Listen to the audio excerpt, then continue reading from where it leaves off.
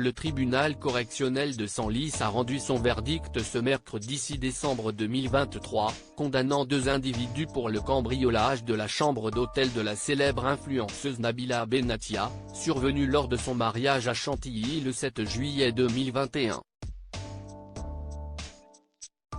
Nos confrères de l'AFP rapportent que les accusés, originaires de Créteil, écopent de 16 mois de prison ferme, bien que les peines soient en deçà des réquisitions.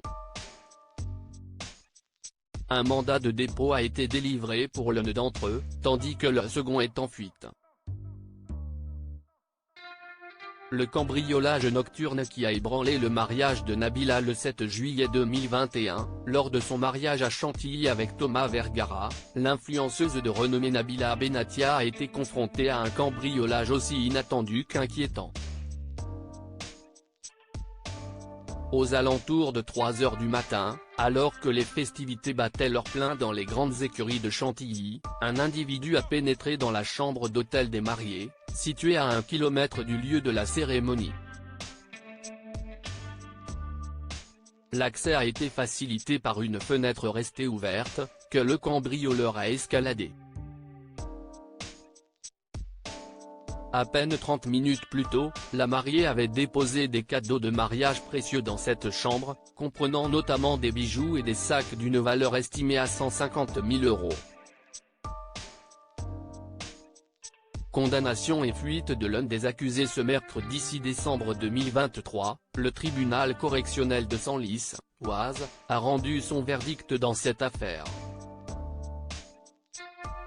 2 individus âgés de 35 et 36 ans et originaires de Créteil ont été condamnés à des peines de 16 mois de prison ferme pour leur implication dans ce cambriolage.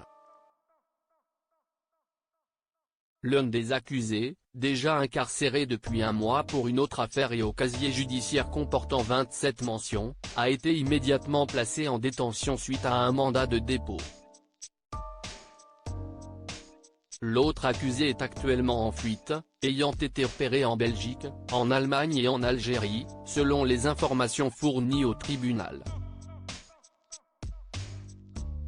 Nabila Benatia entourée de sa famille @Instagram Nabila Benatia, bien que victime de ce cambriolage, n'a pas assisté à l'audience, n'était pas représentée et n'a formulé aucune demande d'indemnisation.